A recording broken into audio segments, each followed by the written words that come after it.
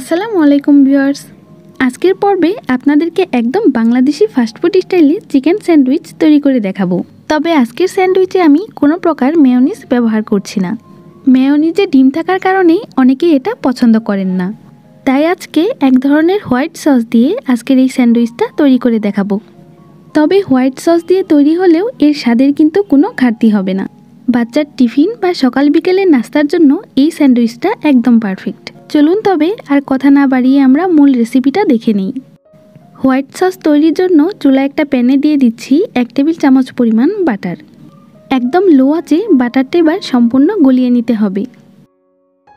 বাটারটা সম্পূর্ণ গলে এলে এবার এতে দিয়ে দিব 1 টেবিল চামচ পরিমাণ ময়দা।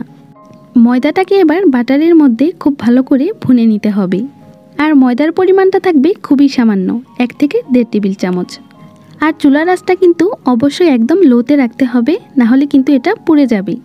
যখন এটা ভুনে নেওয়া হয়ে যাবে আর খুব সুন্দর একটা ফ্লেভার চলে আসবে, তখন এতে দিয়ে দিব 1 কাপ পরিমাণ লিকুইড দুধ। আর দুধটা আমি আগে থেকেই জাল করে রেখেছিলাম।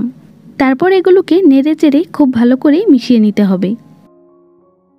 মেশানো হয়ে গেলে এবার এতে দিয়ে দিব খুবই সামান্য পরিমাণ কালো গোলমরিচের গুঁড়া। স্বাদমতো দিয়ে দিচ্ছি লবণ।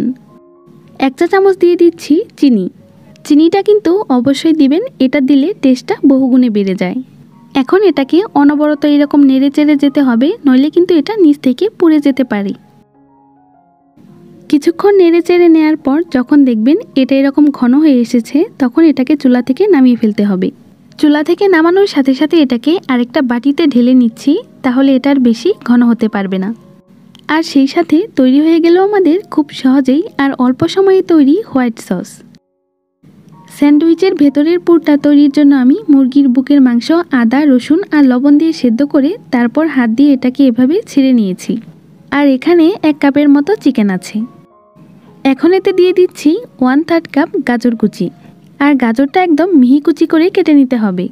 তারপর এতে দিয়ে দিচ্ছি কিছু ধনিয়া পাতা কুচি। 1 টেবিল চামচ দিয়ে দিচ্ছি টমেটো কেচাপ। এবার আমি যে হোয়াইট সসটা তৈরি করে রেখেছিলাম সেটা এতে দিয়ে দিচ্ছি। আমি এখানে 3 টেবিল চামচের মতো সস দিয়েছি, তবে আপনি আপনার পরিমাণ মতো কম বেশিও দিতে পারেন। আর হোয়াইট সসের পরিবর্তে আপনি এখানে মেয়োনিজও ব্যবহার করতে পারবেন। আমি এখানে কোনো লবণ ব্যবহার করছি না, কারণ চিকেনটা আমি লবণ দিয়ে সেদ্ধ করে রেখেছিলাম আর হোয়াইট সসেও লবণ আছে। এখন এই সবগুলো একসাথে ভালো করে মিশিয়ে নিলেই স্যান্ডউইচের ভেতরের পুরটা তৈরি হয়ে যাবে। স্যান্ডউইচ তৈরির জন্য আমাদের লাগবে এরকম স্লাইস করা ব্রেড।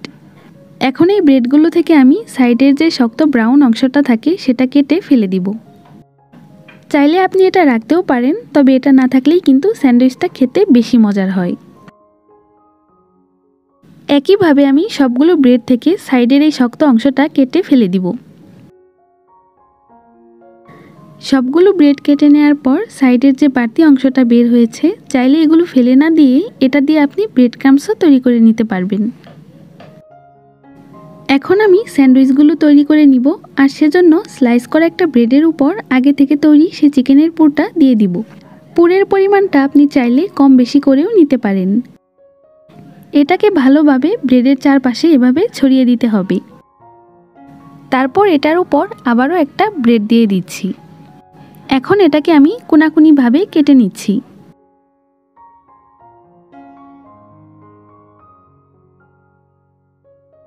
ব্যাস তৈরি হয়ে গেল দারুণ স্বাদের চিকেন স্যান্ডউইচ।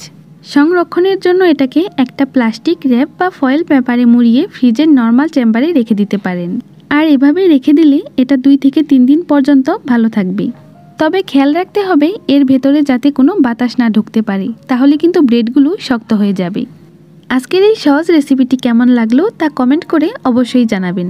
আর নিত্য নতুন এরকম আরও রেসিপি পেতে চাইলে আমার চ্যানেলটিকে সাবস্ক্রাইব করে পাশে থাকা বেল আইকনটিতে প্রেস করে দিবেন। আজকে তাহলে এখানেই বিদায় নিচ্ছি। আল্লাহ হাফিজ।